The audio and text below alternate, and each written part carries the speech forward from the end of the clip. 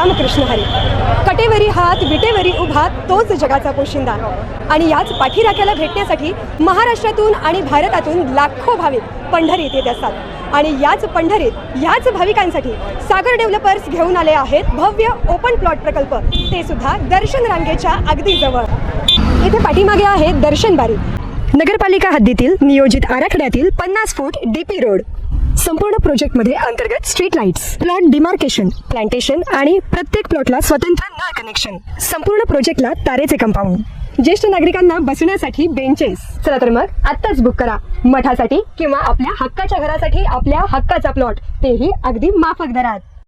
ताज्या घडामोडी पाहण्यासाठी आमच्या YouTube चॅनलवरील PVR म्हणजेच पंढरी वार्ता या न्यूजला सबस्क्राईब करा आणि शेजारील बेल आयकॉनवर क्लिक करा. आरोग्यवारी पंढरीच्या दारी या मुख्यमंत्री एकनाथ शिंदे आणि आरोग्यमंत्री डॉक्टर तानाजीराव सावंत यांच्या संकल्पनेतील महत्वाकांक्षी उपक्रमाअंतर्गत यंदा येथे आषाढी वारी कालावधीत 4 ठिकाणी महाआरोग्य शिबिरांसाठी जय्यत तयारी सुरू आहे.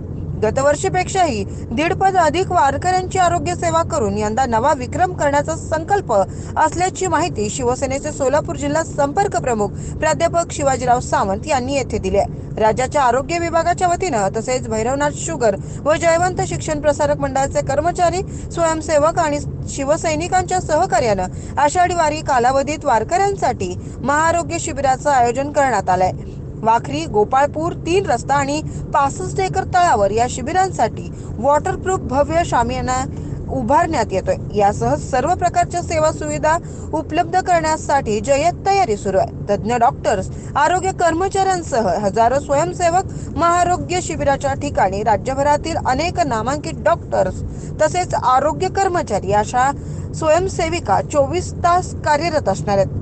यासोबतच भैरवनाथ शुगर व जयवंत शिक्षण प्रसारक मंडळाचे हजारो कर्मचारी, शिवसैनिक, स्वयंसेवक म्हणून वारकऱ्यांची सेवा करतील, असंही प्राध्यापक शिवाजी सावंत यांनी सांगितलं. येणाऱ्या वारकऱ्यांना अगदी अतिदक्षता विभागासह सर्व आरोग्य तपासणी व औषधोपचार मोफत देण्यात येणार आहेत. 4ही ठिकाणच्या शिबिराची तयारी अंतिम टप्प्यात आली आहे.